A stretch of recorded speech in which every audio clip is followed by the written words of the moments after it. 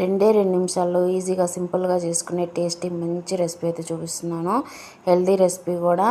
జ్వరం వచ్చినా జలుబు చేసిన కూరగాయలు ఏం లేనప్పుడు ఇలా ట్రై చేయండి. అప్పటికప్పుడు ఈజీగా చేసుకోవచ్చు అనమాట.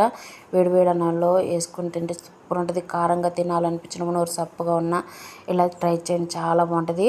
దానికోసం ఒక రోల్ అయితే తీసుకున్నానండి. నేను రోట్లో కొంచెం జీలకర్ర వేసి నూరుకున్నాను. తర్వాత తెల్లగడ్డలు ఉంటాయి కదా, పొట్టు తీసిన తెల్లగడ్డలు అయితే వేసుకొని నూరుకున్నాను. మిక్సీ జార్లో అయినా చేసుకోవచ్చు అనమాట. రోలు లేని వాళ్ళు మిక్సీ జార్లో అయినా వేసుకోండి. దాంట్లో కొంచెం కారం ఉప్పు వేసేసి బాగా నూరుకుంటున్నాను. ఇది పాతకాలపు వంటకం అండి. చాలా పాతకాలంలో ఇలాగా చేసుకొని తింటారనమాట. కూరగాయలు లేనప్పుడు హెల్తీగా అప్పటికప్పుడు ఈజీగా వేడివేడి అన్నంలో ఇలా వేసుకొని చేసుకొని తింటారు. అప్పటి వాళ్ళు అందుకే నన్ను ఎంత గట్టిగా ఉంటారు. తెల్లగడ్డ తినటం వల్ల చాలా మంచిది హెల్త్కి.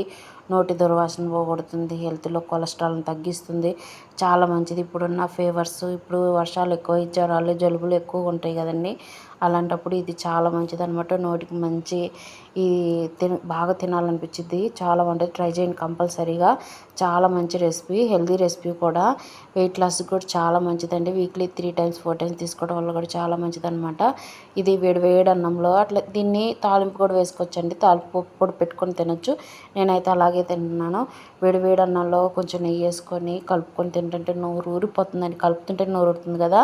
నచ్చింది కదా, ఖచ్చితంగా లైక్ చేయండి, కామెంట్ చేయండి ఎలా అనిపించిందో. కొత్తగా ఎవరైనా చూస్తున్నట్టయితే సబ్స్క్రైబ్ చేసుకోండి. ఇలాంటి మరిన్ని సింపుల్ అండ్ రెసిపీస్ కోసం మేము ముందుకు వస్తుంటాను. మన ఛానల్ ఖచ్చితంగా సబ్స్క్రైబ్ చేసుకోండి. మరిన్ని వంటకాలు అయితే వస్తుంటాయి. Thank you for watching. Bye bye.